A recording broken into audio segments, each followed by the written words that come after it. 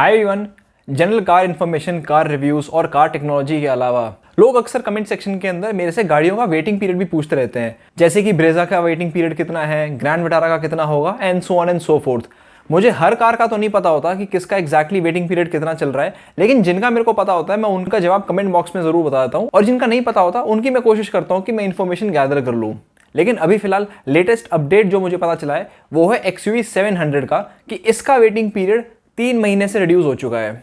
जी हाँ, ये वही XUV 700 है जिसने बहुत ताबड़तोड़ रिकॉर्ड ब्रेकिंग परफॉर्मेंस दिखाई थी जब ये लॉन्च हुई थी अगस्त 2021 में। बुकिंग शुरू होने के 2 दिन के अंदर अंदर इसकी 50,000 यूनिट्स बुक हो चुकी थी। आज से 2 महीने पहले इतने बुरे हाल थे कि टोटल बुकिंग बैकलॉग 80,000 गाड़ियों का था, और उसके अलावा हर महीने 9,800 फ्रेश बुकिंग्स आ रही थी XUV 700 की। महिंद्रा डीलर्स की अगर मानी जाए तो महिंद्रा वाले महीने की 6,000 गाड़ियां प्रोड्यूस कर रहे हैं, लेकिन फिर भी वो 9,800 बुकिंग्स को केटर ही नहीं कर पा रहे थे।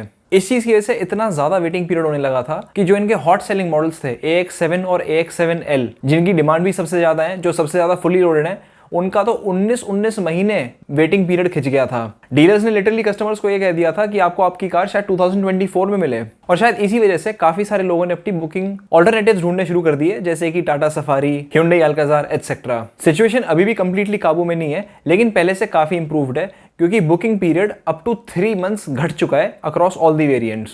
अगर मैं top of the line AX7L की बात करूं तो जहां इसका वेटिंग पीरियड 19 महीने था, वो घट के अप टू 16 मंथ्स हो चुका है for both petrol as well as diesel. इसमें 1 महीना कम कर दो, AX7 के लिए अप टू 15 मंथ्स का वेटिंग पीरियड है both petrol as well as diesel. और जो इनके लोअर वेरिएंट्स हैं AX5, AX3 और MX, इनके पेट्रोल वेरिएंट्स का 2 to 3 मंथ्स है, एंड डीजल वेरिएंट्स का अप टू 10 मंथ्स का वेटिंग पीरियड है।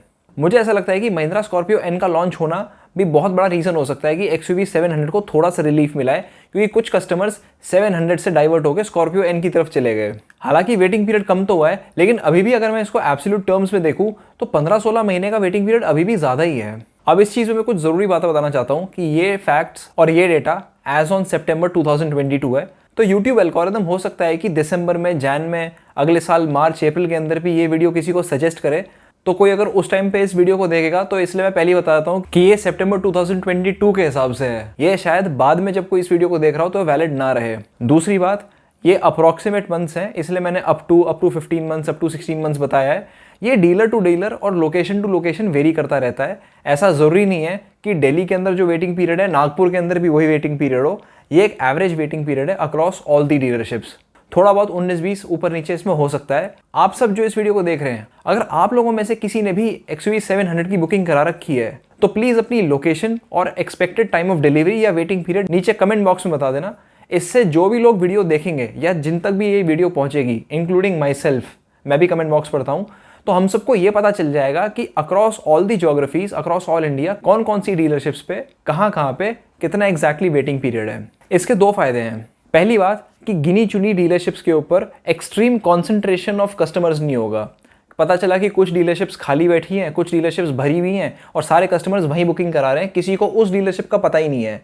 तो कुछ कस्टमर्स अगर उस डीलरशिप में चले जाएंगे तो कस्टमर्स को भी गाड़ी जल्दी मिल जाएगी, उस डीलर का भी थोड़ा सा बिजनेस इंप्रूव होएगा। और कहीं ना कहीं जिन डीलरशिप्स के पास बहुत ज़्यादा हैवी सेल्स और हैवी डिमांड है, उनकी थोड़ी सी मोनोपोली भी कम होगी, क्योंकि जहाँ पे बहुत ज़्यादा डिमांड होती है वहाँ थोड़ा सा डीलर्स भी मनमानी करते हैं, ठीक से टाइम लाइन नहीं देते हैं, कंपल्सरी एक्सेसरी खरीदवाते हैं, थोड़ी बहुत गाड़ियाँ कभी कभार ब्लैक के अंदर भी बिकती हैं। तो ये प्रैक्टिसेस थोड़ी सी कम हो जाएंगी अगर ट्रांसपेरेंसी बनी रहेगी और सबको पता रहेगा कि कहाँ पे वेटिंग पीरियड कम है। दूसरा फायदा ये होगा कि कई बार कुछ केसेस में ऐसा होता है कि कुछ ब्रांड्स और कुछ डीलरशिप्स एक आर्टिफिशियल स्केर्सिटी क्रिएट करते हैं, ये दिखा के कि ओहो गाड़ी का तो इतना लंबा वेटिंग पीरियड है, जबकि शायद इतना लंबा वेटिंग पीरियड हो ना। बाहर से बस पब्लिक को और कस्टमर्स को ये शो किया जाता है कि ये गाड़ी तो इतनी डिमांड में है कि आपको इतना वेट करना पड़ेगा, इससे कि कार की हाइप बढ़ जाती है। अगर कस्टमर्स कमेंट बॉक्स में रियल लाइफ सिनेरियो बताएंगे कि भी मुझे इतने टाइम में कार मिल गई या मेरा एस्टिमेटेड टाइम ऑफ डिलीवरी इतना है, तो एटलीस्ट अगर इन केस कोई आर्टिफिशियल हाइप क्रिएट हो रखी है तो वो ब्रेक हो जाएगी, एंड सारे लोगों को एग्जैक्टली पता होगा कि एक्चुअल वेटिंग टाइम कितना है और एक्चुअल टाइम ऑफ डिलीवरी कितना है।